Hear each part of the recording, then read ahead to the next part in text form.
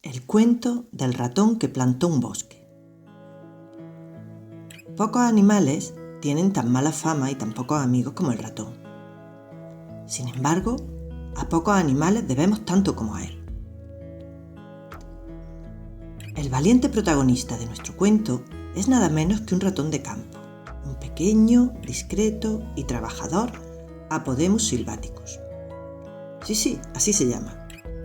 Con apenas 30 gramos de peso y tan minúsculo que podría caber en la palma de nuestra mano, su corta esperanza de vida lo convierte en un par de años en un animal ya mayor.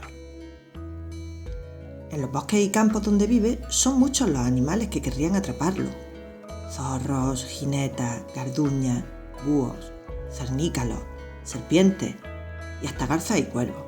Todo un sinvivir.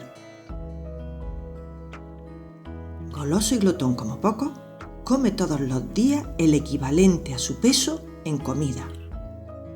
Come semillas, insectos, frutos. Como os podéis imaginar, a nuestro amigo no le hace mucha gracia convertirse en comida de sus muchos compañeros de campo. Por eso, hábil y secretamente, esconde sus tesoros para poder comer sin miedo.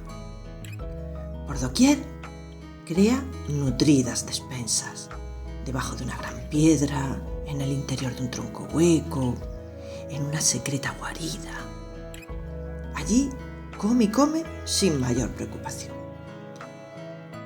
Pero es que nuestro pequeño Apodemus hace tanto ruido al comer y sus despensas son tan deliciosas que el estruendo y el aroma llegará hasta el último rincón del bosque y no tardará mucho en llamar peligrosamente la atención. Por tierra y aire serán muchos los que querrán atrapar esa jugosa despensa.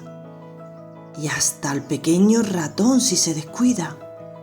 Por eso, cava y cava, trepa y trepa para esconder su tesoro.